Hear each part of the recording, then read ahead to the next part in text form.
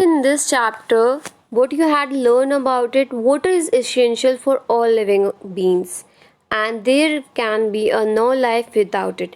तो वाटर जो है वो हमारे सर्वाइवल के लिए या फिर किसी भी लिविंग ऑर्गेनिजम्स के लिए बहुत ज़्यादा इम्पॉर्टेंट है, क्योंकि बिना पानी के हम लोग सर्वाइव ही नहीं कर सकते. And there can be a no life without a water. Water basically exist करता है in a three form, that is a solid, liquid और वेपर्स. ये आप बहुत ही छोटी क्लासेस से पढ़ते हुए आ रहे हो. Though water is maintained by the water cycle, yet there is a acute scarcity of a water in many part of the globe. तो अगर हम बात करते हैं कि जो वाटर साइकिल से हम वाटर को मेंटेन करने की कोशिश करते हैं कि आपका जो ग्राउंड वाटर का लेवल है या वाटर टेबल है उसका लेवल जो है वो मेंटेन रहे, बट बिकॉज हमारा जो यूजेस है तो वो हम बहुत ज़्यादा यूज़ कर रहे हैं वाटर को और उसका जो रिप्लेनिशमेंट है वो इतना ज़्यादा नहीं हो पा रहा है. तो उसकी वजह से क्या हो रहा है, हमें स्कार्सिटी हो रही है वाटर की. तो काफ़ी ऐसी जगह है हमारे अर्थ पर जहाँ पर वाटर जो है या तो बहुत ही लिमिटेड अमाउंट में रह गए या फिर ऑलमोस्ट डेंजरस स्पॉट पे रह गया, मतलब उसके बाद वहाँ पर एक्सटिंक्ट हो जाएगा और सूखा पड़ जाएगा. There is an uneven distribution of a water. Much of it has resulted from the human activities. तो अगर हम बात करते हैं तो ऐसा नहीं है कि हमारे पूरे अर्थ के ऊपर जो वाटर है वो बिल्कुल इक्वल मात्रा में है या इक्वल क्वांटिटी में है. कहीं पर बहुत ज़्यादा है, कहीं पर बहुत कम है. जैसे कि हम डेजर्ट्स की बात करते हैं तो वहाँ पर वाटर जो है वो बहुत ही कम अवेलेबल है.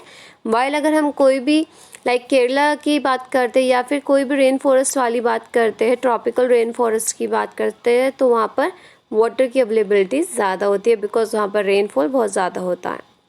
Rapid growth of the industries, increasing population, growing irrigation requirements and mismanagement are some of the causes for a water shortage. तो हमने बोला कि जो स्कार्सिटी है वाटर की वो हमारे ग्लोब के अंदर, दैट मीन्स हमारे अर्थ पर बहुत ज़्यादा पार्ट्स पर हो रही है. सो वाई इट इज़ सो, क्योंकि अब इसके मेन कारण क्या है. The first thing is rapid growth of industries. Industries जो है वो इतनी ज़्यादा डेवलप हो रही है कि उसको क्या चाहिए, उसको पानी चाहिए और जितना भी वेस्टेज भी होता है वो भी ज़्यादातर हमारा वाटर में डिस्चार्ज होता है, जिसकी वजह से हमारी एक्वेटिक लाइफ जो है, जो हमारी फिशेस है वो डाई कर जाती है और हमारा जो वाटर है वो ख़राब हो जाता है, दैट डिग्रेडेड.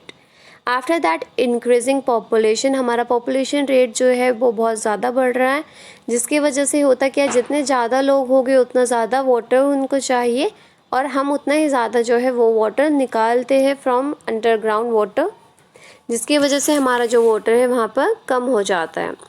ग्रोइंग इरिगेशन, क्योंकि हम लोगों का पॉपुलेशन इंक्रीज़ है तो हमें फूड का ज़्यादा रिक्वायरमेंट चाहिए, ज़्यादा अमाउंट में हमें फूड चाहिए एंड फॉर दैट पर्पस हमें इरिगेशन दैट मीन्स वाटर की रिक्वायरमेंट होती है. किस चीज़ में, हमें फार्मिंग में भी क्या चाहिए, हमें एग्रीकल्चर में भी पानी चाहिए, वो भी एक अच्छा खासा अमाउंट में. तो यहाँ पर हम क्या कर सकते हैं, हम कुछ टेक्निक्स का यूज़ कर सकते हैं जैसे कि ड्रिप इरीगेशन हो गया. सो वहाँ पे क्या होता है, वो थोड़ा थोड़ा पाइप्स के थ्रू पानी जाता है प्लांट के अंदर, जिससे कि वेस्टेज नहीं होता है वाटर का. और मिसमैनेजमेंट मतलब जो हम लोग ध्यान नहीं देते, कहीं से लीकेज हो रहा है या फिर हमारा कहीं घर पर पानी चल रहा है, टैप चल रही है, वाटर वेस्ट हो रहा है and we are least bother all about it. Now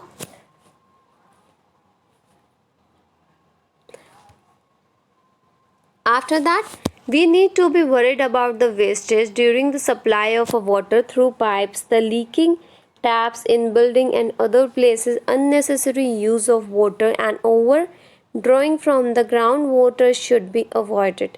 तो इन्होंने क्या बोला है कि जो वेस्टेज हम करते हैं अपने वाटर का, चाहे वो पाइप के थ्रू हो, लीकेज टैप्स के थ्रू हो या फिर किसी भी कारण हो, तो उससे क्या है, हमें क्या करना है, हमें जो अननेसेसरी हम बिना बात के जो पानी यूज़ करते हैं या हम ओवर यूज़ करते हैं, हमें उसको अवॉइड करना चाहिए. हमें ग्राउंड वाटर से इतना ज़्यादा वाटर जो है वो नहीं निकालना चाहिए कि वो दोबारा से रिप्लेनिश ना हो और जिसकी वजह से वहाँ पर स्कार्सिटी ना हो वाटर की.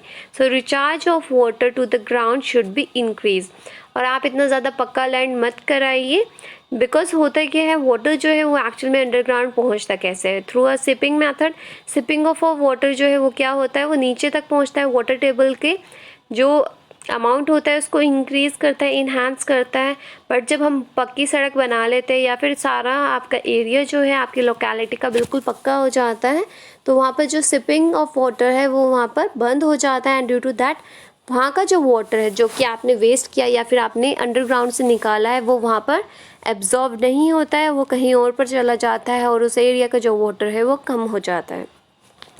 The need of the hour is that every individual uses water economically, and one of the most important thing कि हर इंसान को अगर we estimated कि 2.5 जो buckets होता है वो एक पर्सन को चाहिए within a day वाटर। सो अगर हम इकोनॉमिकली मतलब सोच समझ कर वाटर यूज़ करें, उसे अननेसेसरी वेस्ट ना करें, जितना चाहिए सिर्फ उतना ही मतलब यूज़ करें, सो हमारा जो वाटर है वो इतना जल्दी शायद ख़त्म नहीं होगा and it can be replenish, वो दोबारा से थ्रू अ नेचुरल इकोसिस्टम या फिर थ्रू अ नेचुरल इन्वायरमेंट शायद वो थोड़ा सा मेंटेन्ड हो जाए। Plants wilt and ultimately dry up if they are not watered for a few days.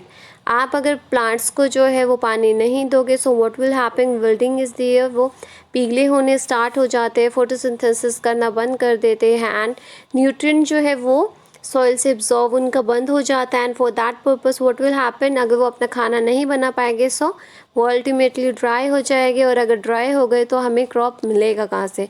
अगर हमें फूड नहीं मिलेगा, हमें ऑक्सीजन नहीं मिलेगी, सो व्हाट विल हैपन, एंड हो जाएगा फॉर अ लाइफ। तो हमारे अर्थ के ऊपर even we can't survive without plants. So that is why हम बोलते हैं कि planting trees is a good habit. आपको प्लांट्स जो है ज़्यादा से ज़्यादा लगाने चाहिए, बिकॉज वो कहीं ना कहीं क्या करते हैं, हमारी ग्रोथ में हेल्प करते हैं।